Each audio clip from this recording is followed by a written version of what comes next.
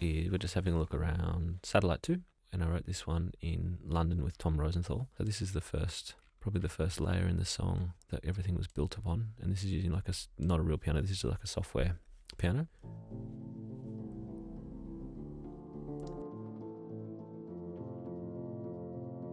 I felt that was just feeling like it sounds really cool, but it also sounds a little bit one-dimensional and robotic. The next layer added to that was this thing here, which is actually my grandma's piano. It just has so much more life to it. Like you can just hear a lot more, all the foot noises and the kind of squeaky pedals and everything. So when you add those two together,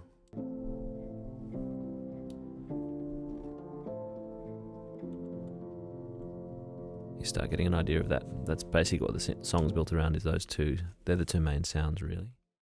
You've built all this momentum through the song, having this like ongoing piano thing, and so the bridge, its function here was to like just step away from that. It's almost like you're telling this story and then you have a moment of clarity, and it allows you to just step back for a second and take a breath. Part of the way that I've done that is just to change the piano part, like so all of the momentum of that arpeggio that you hear through the whole track, which is like this kind of hammering thing. When you get to the bridge,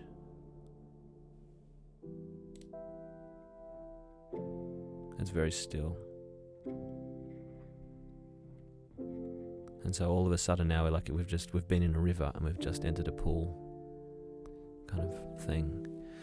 And then you've got these other delicate sounds that come into that as part of that, just adding to a slightly different sense of space. And these banjos are pretty like critical for that. I don't know, there's a lot of reverb on them. They feel like they're underwater almost.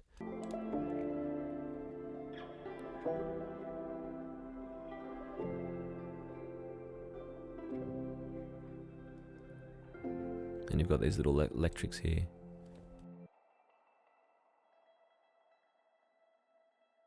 Just kind of like tinkling away.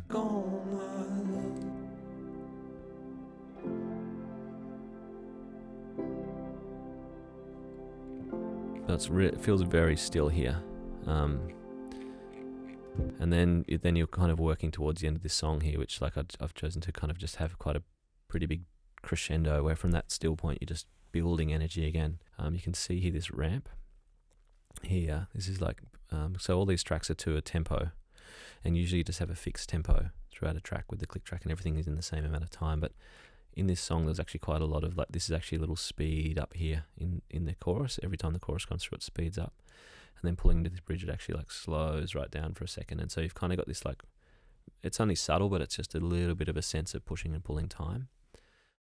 So I just wanted to show you like all of the layers at the end here, just one by one, so you can see like how everything's building up to make that final part of the song, everything that's kind of going on there. What should we start with? Probably we'll start with this kick drum. So that's just hammering away. It's just a sample.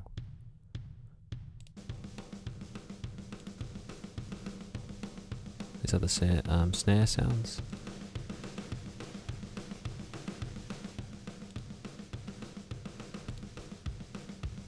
Another couple of kick drums, it looks like.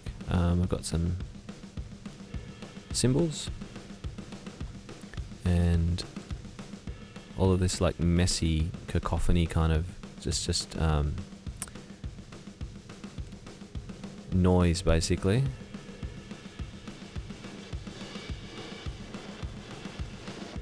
So that's all the percussion stuff. And then maybe the banjo's not in there. These electric guitar parts.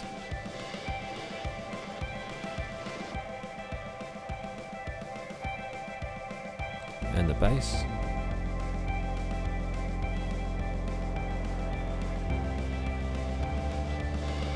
And then this big synth stack thing.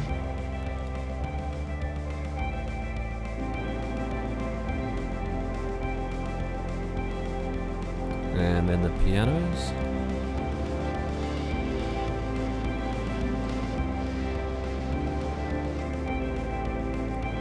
And then another little sample from the bridge.